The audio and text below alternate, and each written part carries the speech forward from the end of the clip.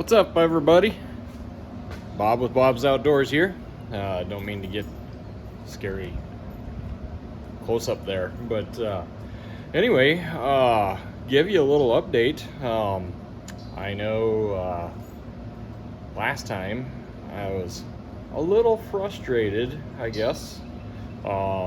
Things, were happening around here and everything, but our big project that we've been trying to work on here for quite a while had not been happening.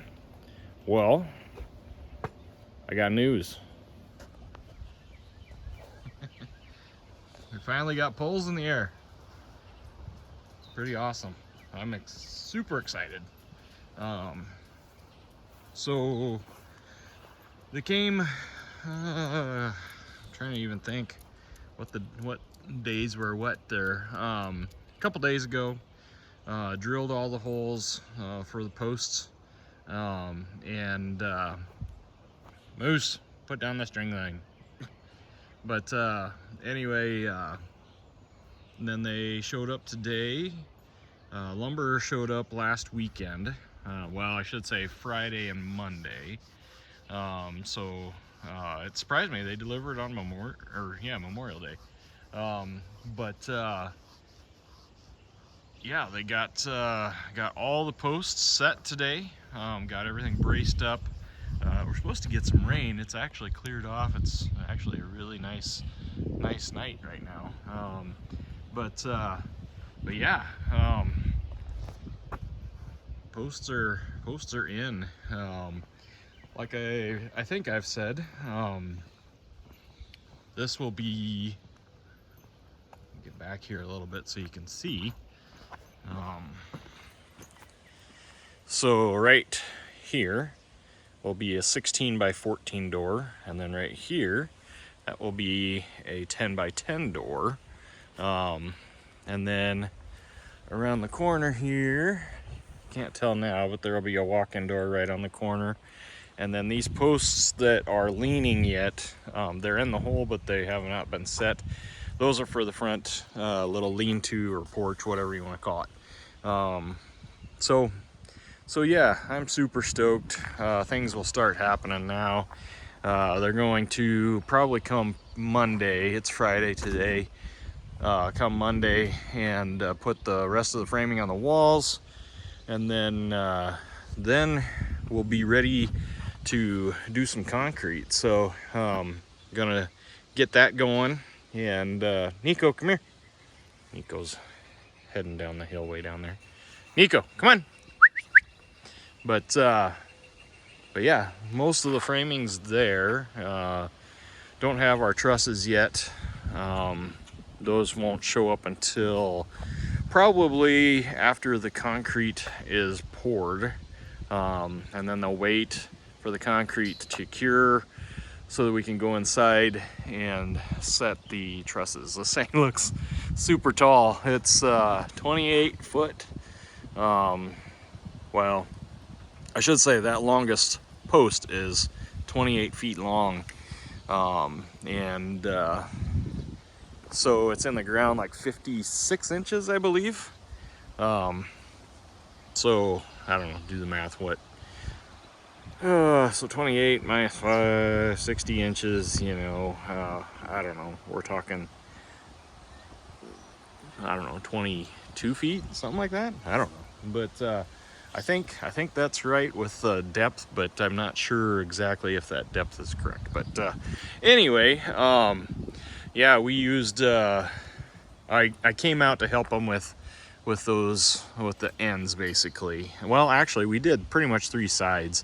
They got all these on this side, and then I got home just in time to help them. So we started doing them by hand, just lifting them up and pushing them and walking them up, but I said to the guy, my contractor, I'm like, I've got a tractor right here with a set of forks on the front. I'm like, instead of killing our backs, there's 4 of them plus my middle son, or youngest son, I should say, middle child, youngest son, whatever, trying to lift those things and like like these here, these longest ones on both sides, I mean, it was a killer. My back is hurting.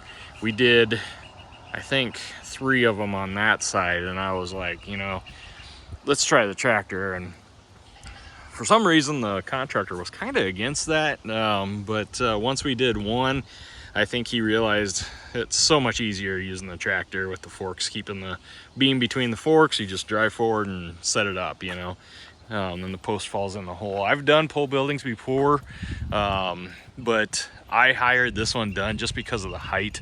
I just don't have the equipment to get up, you know, that high, you know, and honestly, the older I get, the less I like to be up that high. I don't bounce like I used to, but it's kind of cool how the sun's coming through the trees there. But yeah, these are the tails for the trusses.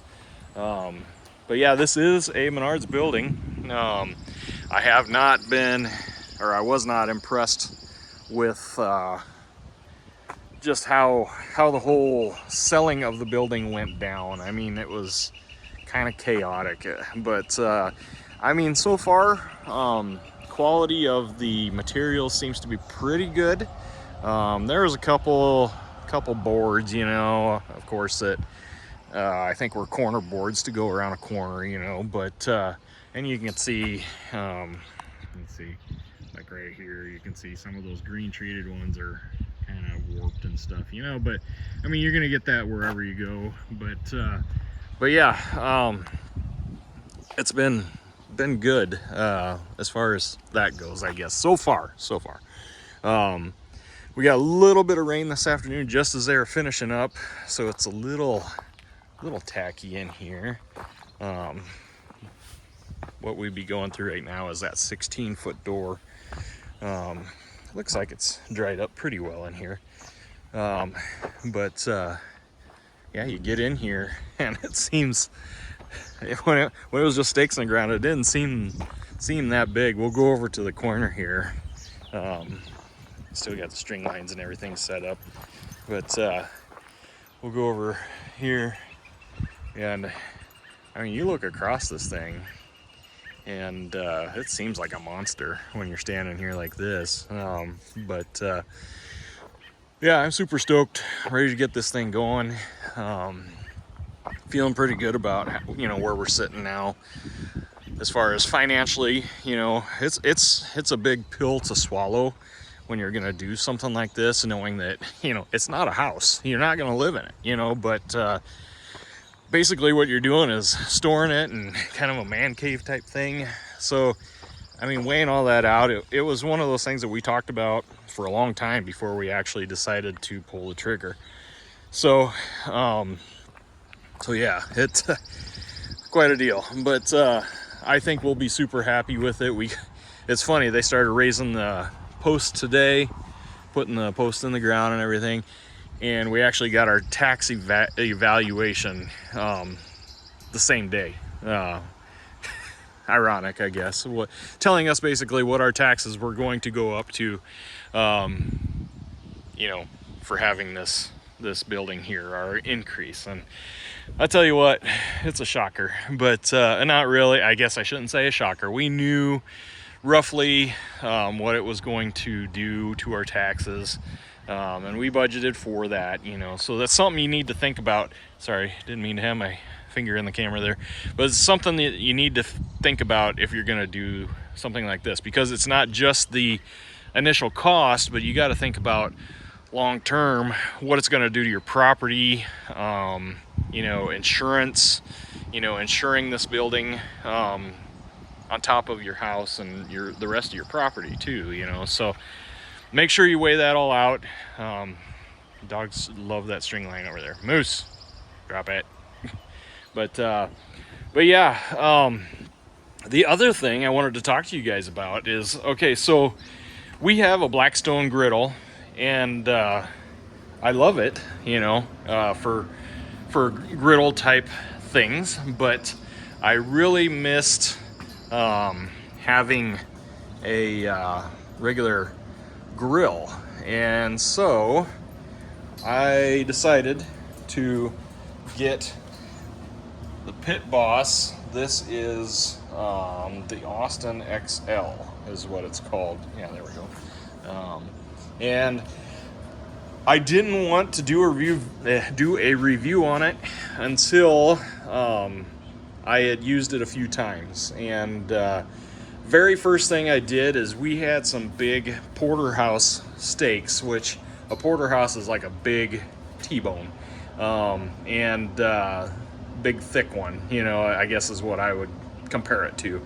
And these were about 1.5 inches, maybe just a hair thicker cut, and trying to cook a steak that thick perfectly, for me at least, has always been a little bit of a struggle.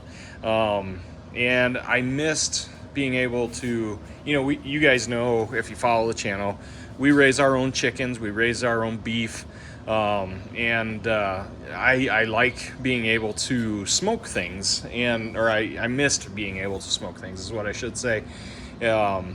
Especially like a smoked chicken on the grill, or, you know, ribs or anything like that. It's just awesome, you know, or on the smoker, I should say.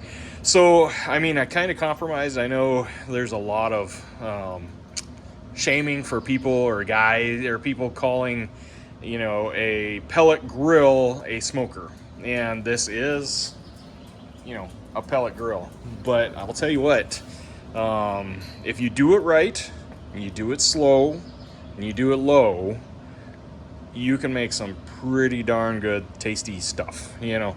But I started talking about that steak. That was the very first thing, brand new, never used this grill before. That was the first thing I did, is I put that steak on there, and it's got the 2 probes here that you can, I'll turn it on here so you guys can see. Maybe. I guess you gotta turn it to, we'll turn it to smoke here. So, like right here, it's got probe 1 and probe 2. So you plug those probes into whatever you're cooking, and you can program this right here, the P4. That's the amount of smoke, or how often you want pellets to auger into the grill. And the little probes, you put them in to the meat, they go in through this little tiny hole right here, and you put it in there, and basically, like with a steak, you want to sear it, you know, so it's got a sear plate. It's kind of hard to see, but like right here, the steel slides open, and then it gives you direct access to the flame, so you can sear your steak. Then you can close that and just set it and basically forget it, you know, like the old early 90s infomercials. But so I did it. That was kind of my test. I seared the steak on the outside. I closed the sear deal there, that little, almost like a drawer or whatever, shield, whatever you want to call it. I closed that, and I walked away, and I was doing other things. I came back a little bit later, checked the temperature on there, and got it up to where I wanted it, which I like, you know, about 140-ish for my steaks. And that's internal temperature. There you can see the smoke starting to roll. I just actually got done cooking on this about, I don't know, an hour ago. But anyway, I tell you what, that was probably the best steak I've ever had in my life. And I mean, I've eaten a lot of steak, you know, especially when you raise your own beef. You eat a lot of steak. But yeah, it's, I think the next night we smoked 2 chickens on here, or the next day I did about 3 hours on the smoker, and just went low and slow, let them go. And I tell you what, those were awesome too. The meat just fell off the bone. When you start these grills, you want to start them on the smoke setting, or the lowest setting. Let them go until you get rid of all this white smoke. There shouldn't be a lot of white smoke, just because it's still probably somewhat warm from me cooking on it not that long ago. But tonight we did just barbecue chicken, pieced up chicken, and cooked it. I didn't really do it smoker style. I just kind of grilled it, like you would on a charcoal grill or something like that. I added the sauce. The smoke's getting a little intense, but there, now you can see it's starting to clear up. But added the sauce, finished it, set it on smoke, let it smoke for another 15 minutes or so just to get that flavoring in there, and we were done, you know. And I mean, I still love our Blackstone. I mean, I love cooking breakfast on there. I like burgers on there, you know, hibachi type stuff, you know, that type of stuff. It's awesome, you know. But it has its place, just like this has its place, you know. So I mean, if you're on the fence for a grill, we used to have a Traeger, but the Traeger that we had was back before, was gonna age me a little bit, back before, you know, the digital stuff. So it was when Traeger first came out, and you know, I just didn't really care for that. But you can hear that roar now. Let me push this back here. You gotta see what I'm doing here. So you can open this up.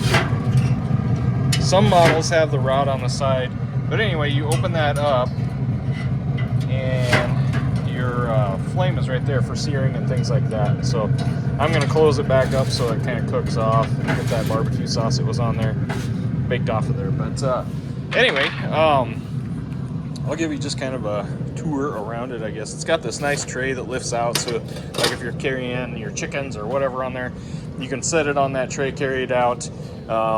This chimney here is adjustable, so you can kind of control how much smoke goes in and out.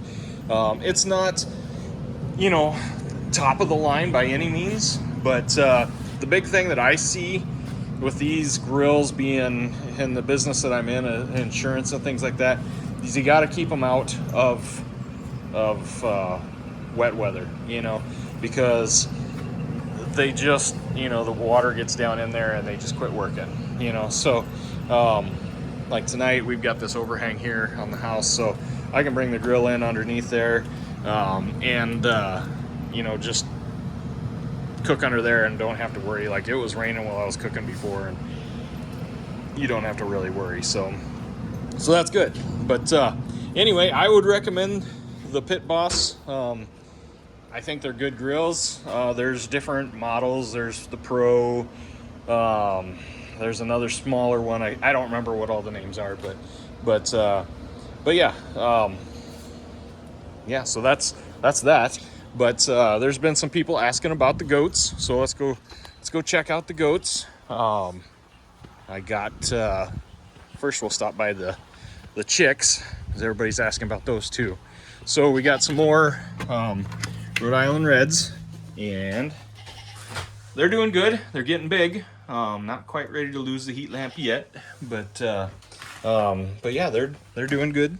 And then what's up, birds? What's up, birds? Huh? What's up? Huh? Huh? What's up? But yeah, the babies are getting big. Mamas are kind of trying to wean them, I think, already. They're eating solid food now, and they're all playing on the teeter-totter over here. But these two white ones, I tell you what, they are like basically like dogs. They are so tame. Hi, baby girl. Hi, baby girl. This is Gabby, and this is Betty. But they are so tame. And that's Mama Penny right there. But that is Geraldine, the mama there, and then the gray one is Stormy, and the brown one is Cinnamon. But I think, I mean, you know, people are gonna hate me for saying this, but I think Stormy and Cinnamon are probably going to get sold. We've got a family friend that works with my wife, actually, that they're looking to get into goats. So I think these two are gonna go to them. So kind of excited about that. Once the moms start doing it, then the babies start doing it. But yeah, kind of hate to get rid of them, you know, but that's been the understanding since we got them, is that that, what are you doing? That, you know, we weren't going to keep them, keep all the babies, and we did not. You know, I thought we would maybe get rid of, you know, one, or not one, but one from each mom, you know. I mean, we've all kind of just, you know, fallen in love with these two little white ones. They are just so tame, just like Penny is there. But yeah, so that's that. Garden's doing good. It's growing up. We've actually already, tonight for supper with our barbecue chicken, we had fresh broccoli out of the garden, steamed, kind of how we prefer it.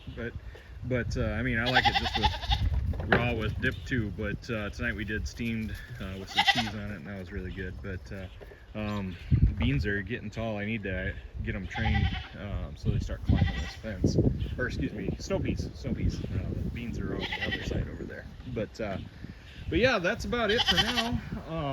Just wanted to give you guys an update. There's the new electrical panel. I don't know if I talked about that, but that's that.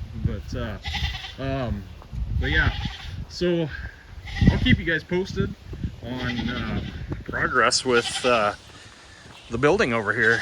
And we're gonna, this pile of wood here is all that pine that I had stacked over there. Finally got that split a while back. Dog's got something treed underneath the wood pile here. So, but yeah, I'll keep you guys posted on the building. And if you have any comments or anything like that, leave a comment down below. You know, hit that like button. Helps the channel, helps me. You know, hit the bell icon there too, so you can see when new videos come out on the building here, and anything else that we have going on around here too. But the building's going to be kind of a neat series, I think, showing what we've done and what we are doing, you know. So for now, that's it. That's all I got. You guys take care, and have a good weekend. Bye.